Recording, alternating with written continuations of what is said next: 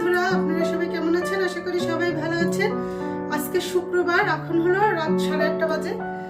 তো শুক্রবার বিকেলে প্রচুর বর্ষা। তারপর আমি বলছি যে চলো ইলিশ মাছ কিনতে যাবো।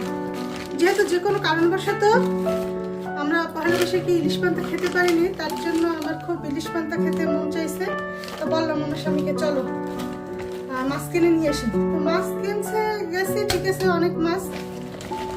তো মাছ কিনবো 2-3টা, ঠিক আছে, কিন্তু এখন মাছ দেখে তো আমার স্বামীরও খুব পছন্দ হয়েছে। আর আমার স্বামীকে বোকা পেয়ে মাছওয়ালা সব মাছই দিয়ে দেবে, বললো যে দাদা সব নিয়ে যাবে। আর আমার হাজবেন্ডেরও মাছ দেখে আর কি স্থির থাকতে পারে না। সে দেখেন কতগুলো ইলিশ মাছ কিনে নিয়ে এসেছে।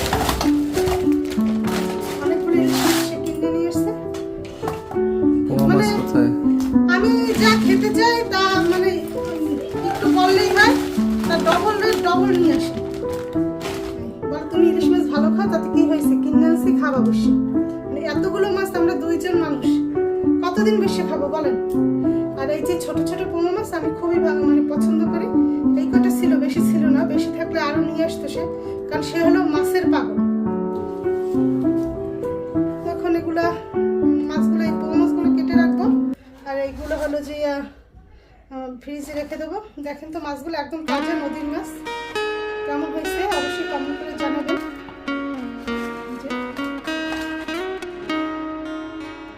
অনেক সুন্দর।